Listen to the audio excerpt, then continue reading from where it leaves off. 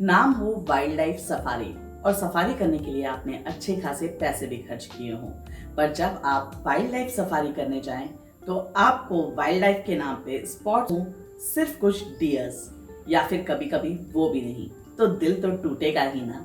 और आपकी जिप्सी का ड्राइवर आपको एंड तक कह रहा हो कि नहीं नहीं, अभी भी चांसेस हैं कि एनिमल्स स्पॉट हो जाएंगे, और सफारी जब खत्म होने के कगार पर हो और वो बोले कि वाइल्ड एनिमल स्पॉट होना तो किस्मत की बात है, शायद आज वो दिन नहीं था, तो मन करता है कि उसको इतना सुनाया जाए कि ये बात तू पहले नहीं बता सकता था, अंत तक होप जगा के क्यों रखी भाई। पर आज मैं आपको लेकर चलूंगी एक ऐसी सफारी में जहां पर 99% एनिमल्स स्पॉट होंगे ही होंगे, और स्पेशली ये सफारी जिस एनिमल के लिए फेमस है वो आपको इस सफारी में देखने को मिलेगा। ध्यान रखना है बस एक चीज का, और वो है टाइमिंग्स।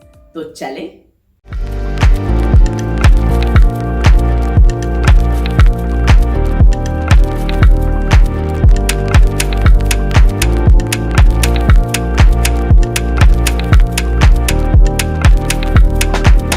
नमस्कार दोस्तों, मैं मानवी आप सभी का स्वागत करती हूँ झूमते वॉन्डरर्स में। आशा करती हूँ आप सभी लोग अच्छे होंगे।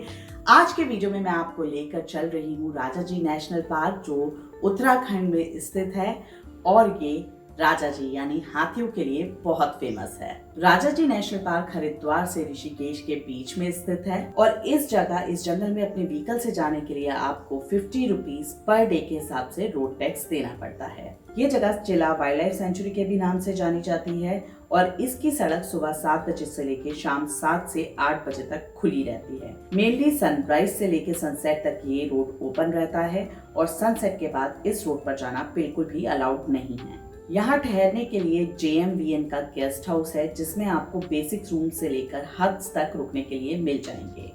ये गेस्ट हाउस वेल मेंटेन्ड है और नहर के किनारे बसा हुआ है। ये रुकने के लिए एक बहुत ही ब्यूटीफुल और पीसफुल लोकेशन है। जंगल सफारी करने के बाद भी यदि आप जंगल का फील लेना चाहें और एक पीसफुल एनवायरनमेंट में टाइम स्पेंड करना चाहें तो this is the best option.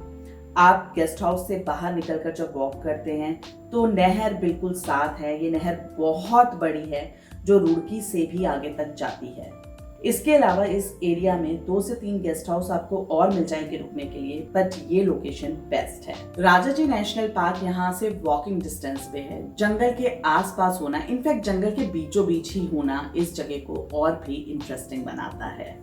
JMVN का मेन गेट भी सनराइज से सनसेट तक ओपन रहता है, और सनसेट के बाद यहाँ पर वाइल्ड लाइफ का कब्जा हो जाता है। इंसान को बाहर निकलना स्ट्रिक्टली नॉट अलाउड है। मैं जब भी चिला वाइल्ड लाइफ सेंचुरी गई हूँ, मोस्ट ऑफ द टाइम्स मैंने यहीं स्टे किया है, और सुबह सुबह मैंने कितनी बार हिरणों को मेन गेट से अंदर झांकते हुए देखा है। सुबह सुबह आपको यहाँ वाइल्ड एनिमल्स खेलते कूदते जरूर दिख ही जाएंगे। यहाँ leopards, jaguars, civet bears, reindeers, sambar deers, wild boar, jackals, hyenas, foxes, elephants कभी भी स्पॉट हो सकते हैं, जिसमें सबसे ज्यादा डेंजरस होता है एलिफेंट्स और बियर्स से सामना होना। हालांकि ज्यादातर वाइल्ड एनिमल्स बहुत शर्मीले स्वभाव के होते हैं, उन्हें इंसानों के आसपास इर्द गिर्द आना बिल्कुल पसंद नहीं होता।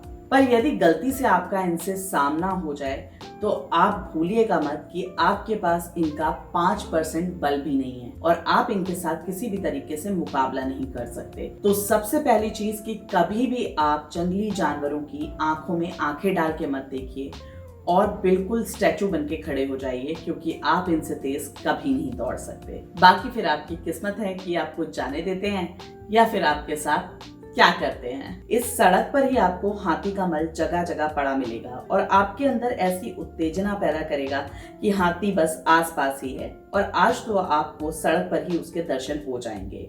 पर ऐसा होता नहीं है, ये सिर्फ एक भ्रम है। यदि आपके सितारे 100 में से 99 बार चमकते रहे हो तो शायद ऐसा हो सकता है कि आपको हाथी के दर्शन सड़क पर हो जाएं। अदरवाइज आपको इसके मल को देख के ही प्रसन्नता होती रहती है कि कम से कम जंगली हाथी का मल तो देखने मिला। राजाजी नेशनल पार्क की सफारी की टाइमिंग सुबह 6:30 बजे से लेके सुबह 9:30 बजे तक है, और शाम को 3 बजे से लेके 6 बजे तक सफारी एंट्री होती है। 2500 रुपए प्लस टैक्स जिप्सी का रेट है, और 700 रुपए प्लस टैक्स पर पर्सन एंट्री फी है। 2 लोगों के लिए ये अमाउंट टोटल 3200 रुपए के आसपास पड़ता है, और वो भी तब जब आप राजा जी नेशनल पार्क के मेन गेट पर जाके एंट्री लेते हैं। यदि आपको होटल से पिक एंड ड्रॉप चाहिए तो उसके चार्जेस अलग रहते हैं। राजा जी नेशनल पार्क के 3 गेट्स हैं। पहला गेट चिला वाइल्ड लाइफ सेंचुरी है जो वहीं स्थित है।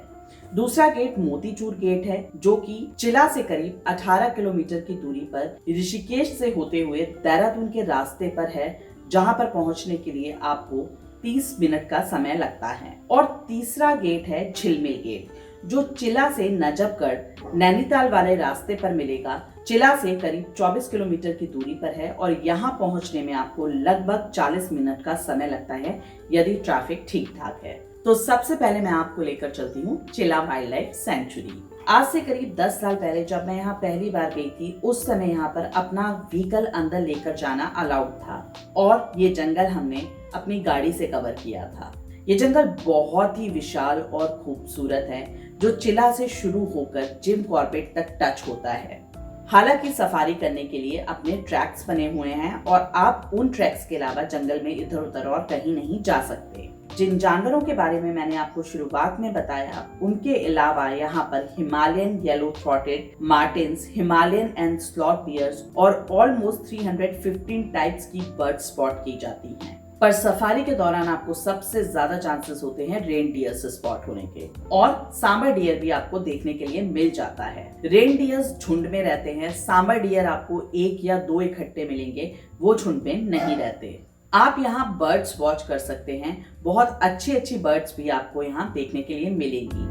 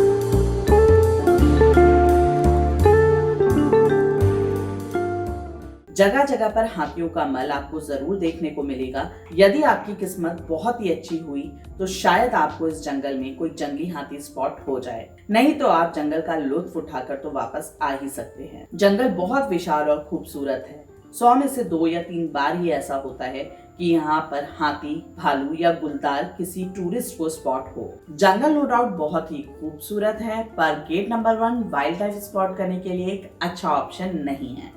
तो अब हम चलते हैं गेट नंबर 2 जो है मोतीचूर, और जहाँ के एलिफेंट सबसे ज्यादा एग्रेसिव माने जाते हैं। इस जंगल के अंदर तो हाथियों के ज्यादा अटैक सुनने को नहीं मिलते, पर कई बार इन हाथियों ने रोड पर आकर लोगों पर आक्रमण किया है और इसमें कई बार लोगों की जान भी गई है। ये जंगल भी बहुत ही सुंदर है और ये भी राजा जी नेशनल पार्क का हिस्सा है, पर ये चिला वाले जंगल से कनेक्ट नहीं होता और यहाँ भी एलिफेंट्स बहुत इजीली स्पॉट नहीं होते। अगेन, अगर आपका लक बहुत अच्छा है तो हो सकता है कि आपको यहाँ भी एलिफेंट स्पॉट हो जाए, पर यहाँ के एलिफेंट से थोड़ा बच के रहना जरूरी है। जो पर्यटक ऋषिकेश एडवेंचर स्पोर्ट्स या रिवर राफ्टिंग के लिए जाते हैं, उनके लिए मोतीचूर वाली सफारी एक बेस्ट ऑप्शन है, क्योंकि ये जगह ऋषिकेश से काफी पास पड़ती है इन कंपैरिजन ऑफ झिलमिल और चिला।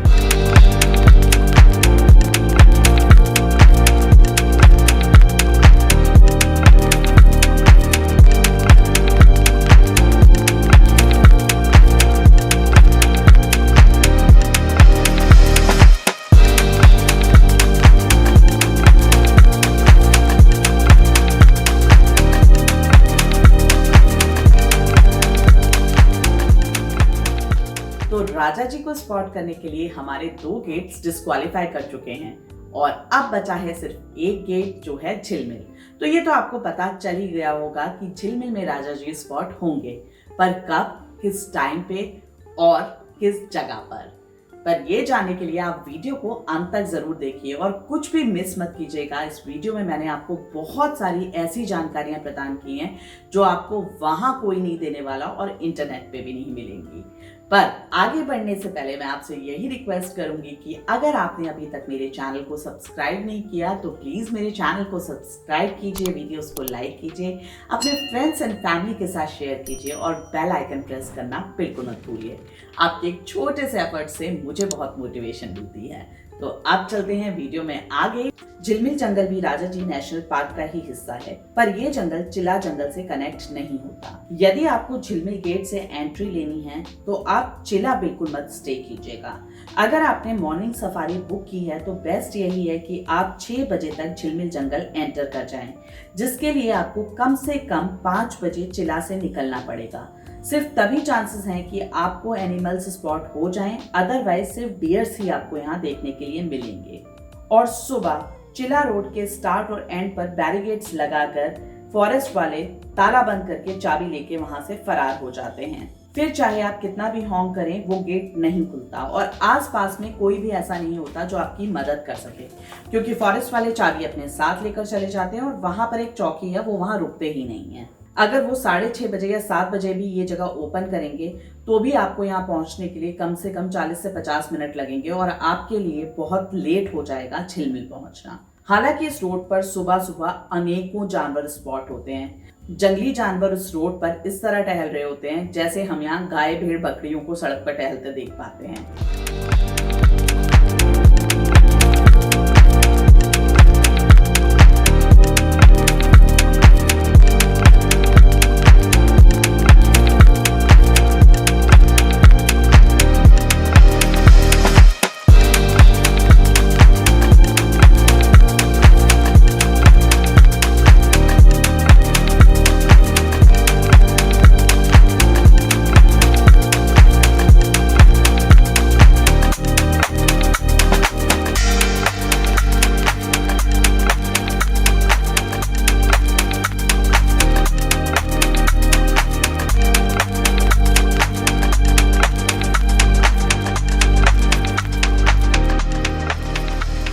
झिलमिल गेट से एंट्री लेने के लिए आप झिलमिल गेट के आसपास ही स्टे कर सकते हैं। यहाँ पर भी गेस्ट हाउसेस हैं। अदरवाइज आप जंगल के अंदर भी स्टे करना चाहते हैं तो बहुत अच्छा ऑप्शन है। यहाँ पे फॉरेस्ट का एक गेस्ट हाउस है जिसकी बुकिंग ऑनलाइन भी होती है, और अगर आपको ऑनलाइन बुकिंग नहीं मिली और आपका तभी वहां पर दिल किया बुकिंग लेने का तो हरिद्वार में इसका हेड ऑफिस है, आप वहां जाके बुकिंग ले सकते हैं। बट ऑन द स्पॉट आपको गेस्ट हाउस की बुकिंग नहीं मिलती, जहां पर आपको टेंट्स में रुकने की सुविधा भी मिलती है। यदि आप हरिद्वार या ऋषिकेश भी एक्सप्लोर करना चाहते हैं तो बेटर है कि आप वहीं किसी होटल में स्टे करें जिससे कोई रिस्ट्रिक्शन ना हो आपको झिलमिल जाने के लिए। ऋषिकेश के कंपैरिजन में झिलमिल हरिद्वार से ज्यादा नजदीक पड़ता है और यही वो जंगल है जहां आपको सबसे ज्यादा एलिफेंट स्पॉट होते हैं। उसका रीजन ये है कि इस जंगल के साथ नदी है जिसके आसपास जानवर पानी पीने आते ही आते हैं। मॉर्निंग सफारी से बेटर टाइम है इवनिंग सफारी का, जिसमें एलिफेंट्स पानी पीने के लिए आते ही आते हैं और 100 में से 95% चांसेस होते हैं कि आपको यहाँ एलिफेंट्स स्पॉट होंगे ही होंगे, स्पेशली जब आप सबसे लास्ट वाली सफारी बुक करते हैं। जब मैंने लास्ट टाइम ये सफारी की थी तो इवनिंग में की थी और एक इतना ब्यूटीफुल एलिफेंट जंगल से बाहर आया जो आप साइड में देख रहे हैं, और बहुत देर तक वो हमारी जिप्सी के पीछे पीछे चलता रहा, खेलता रहा। आप देख सकते हैं टस्कर है, और ये अनुभव मैं आपको बता नहीं सकती कि कितना ब्यूटीफुल था। वो जंगल के अंदर चला जाता था, फिर बाहर आता था, फिर जिप्सी के पीछे खेलना शुरू कर देता था और बार बार अपनी सूंड उठा के पता नहीं ये क्या कर रहा है, पर जो भी कर रहा है बहुत खूबसूरत है। ये एहसास मैं कभी नहीं भूल सकती। इतना ब्यूटीफुल, इतना मैग्निफिसेंट एनिमल, बहुत ही प्यारा एहसास है इसको इस तरह देखना जंगल में। जू में तो हम एलिफेंट्स देखते ही रहते हैं, उन्हें देख के फीलिंग कोई भी नहीं आती, इनफैक्ट दुखी होता है।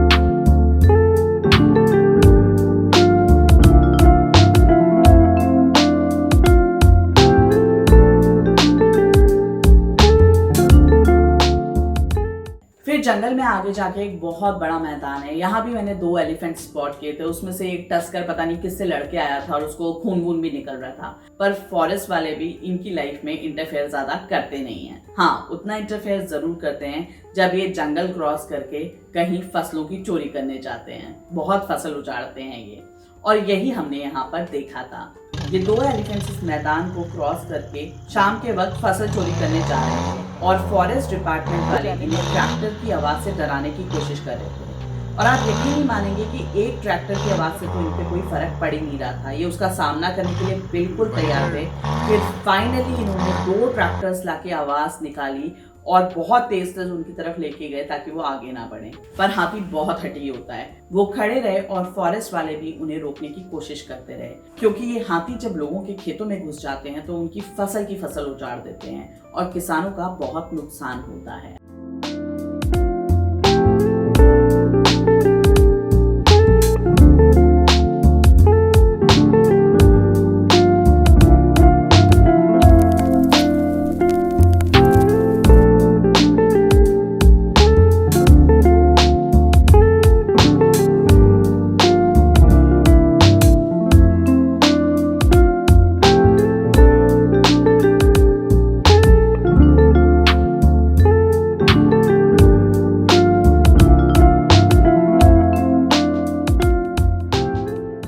आपको इवनिंग में ही देखने को मिलता है, पर इस बार हमने मॉर्निंग की सफारी की थी, जिसमें फॉर्चुनेटली एक बहुत ही शांत टस्कर स्पॉट भी हुआ था। जब तक इस विशाल खूबसूरत जानवर को देखकर हम तसव्वुर कर पाते, तब तक विदिन 5 सेकेंड्स वो जंगल के अंदर चला गया और ऐसे गायब हो गया जैसे बालों में जू गायब हो जाती है। सीरियसली, इतना बड़ा और विशाल जीव कैसे 5 से 6 सेकंड्स के अंदर जंगल के अंदर गायब हो गया? बड़े हैरत की बात थी। अगर मैंने ये वीडियो रिकॉर्ड ना किया होता तो मैं कभी नहीं मान पाती कि हमने टस्कर स्पॉट भी किया है। वो हमारे बिल्कुल सामने था या ये मेरा भ्रम था। और सुबह के समय जंगल लगता बहुत खूबसूरत है, बहुत ही ब्यूटीफुल। ये समय सबसे सही समय होता है बर्ड वॉचिंग करने का। पूरे जंगल में हर तरफ डियर्स ही डियर्स होते हैं। आपको बहुत सारे सांबर डियर भी स्पॉट करने को मिलते हैं। हर तरफ जंगल में बर्ड्स की डिफरेंट टाइप्स की आवाजें आ रही होती हैं। बहुत खूबसूरत, शांत, बिल्कुल नेचुरल, और पक्षियों की आवाजें मन मोह लेती हैं। बहुत दूरी पर हमने जैकल्स भी स्पॉट किए, पर वो ठीक से रिकॉर्ड नहीं हो पाए। सांबर डियर्स जो बहुत विशाल होते हैं, जगह जगह पर आपको पेड़ पत्तियां खाते हुए दिख जाते हैं। जंगली शूकर बहुत इजीली स्पॉट हो जाते हैं, और पता नहीं कितने ही ऐसे जीव जंतु हैं जिनके हमें नाम भी नहीं पता होते, और वो हमें रास्ता क्रॉस करते हुए ट्रैक के साइड में चलते हुए दिख जाते हैं। जंगली मुर्गावियां बहुत देखने को मिलती हैं, और यदि आपकी किस्मत बहुत अच्छी हुई तो धूप सेकते हुए गुलदार भी आपको सुबह के समय ही स्पॉट होते हैं। पर हाथियों को देखने के लिए जो बेस्ट टाइम है वो शाम का ही है।